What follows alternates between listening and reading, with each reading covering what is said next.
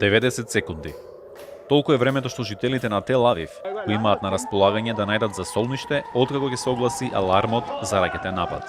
I can't run away to a shelter in the street, to a public shelter. Немам доволно време да стигнам до јавното засолниште.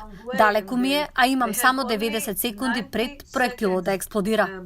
Двори Чаргал е израелска авторка на независни документарни филмови. Со години живее во Тел Авив и за Гласот на Америка раскажа како изгледа деновиве да се биде жител на овој град. At the first evening there was a very heavy attack.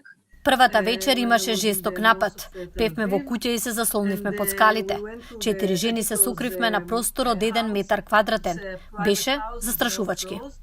Вели дека повеќето нови станови имаат посебни соби со дебели ѕидови што служат за заштита од ракетен напад. Several kinds of shelters.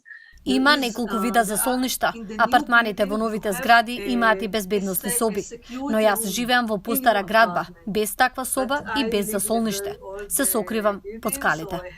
Како што ни објасни, во Тел Авив училиштата се затворени, а многумина работат од дома. Во парковите преку ден има луѓе, но и таму се преземени мерки за безбедност. There are public shelters outside. Околу парковите постојат јавни засолништа и доколку морате да се сокриете, има каде да одите. Шаргал вели дека живеењето во Тел Авив под закана од напади им е секојдневие. Додава дека многу позагрижени биле од коронавирусот, отколку од ракетите. I'm familiar with this situation. Сегашнава ситуација ми е веќе позната.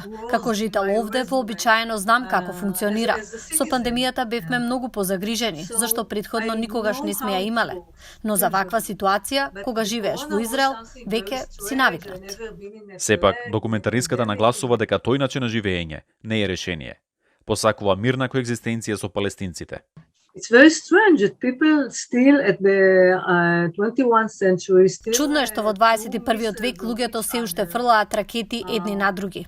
Кусо ни е времето на планетава и зошто да имаме војни? Знам дека звучи многу романтичарски, но тажно е што мора вака да се живее со години.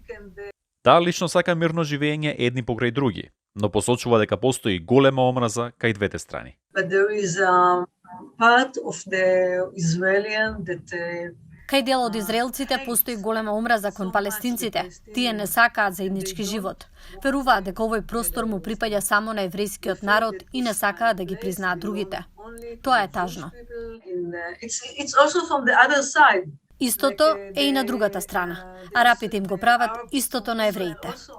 Се шокирала што во Израел имало и напади врз новинари и лица што се против ширењето омраза кон другите. I feel shame that those are my people. Се чувствувам засрамена. Тие се мој народ, израелци што така се однесуваат. Тоа не е мојот начин на живење и не чувствувам никаква поврзаност со нив. Чувствувам како да сме две поделени нации во една земја, како едни и други израелци. Не верува ниту дека младите ќе донесат промена. I don't see the peace. Не гледам дека мирот ќе дојде од младите генерации. Let's put it this way. Скептицизмот на нашата соговорничка се покажува и на терен. Насилствата што почнаа деновиве во и околу појасот Газа продолжуваат. Проектилите и натаму убиваат и на палестинска и на израелска страна. Напорите за дипломатско решение засега се без одговор.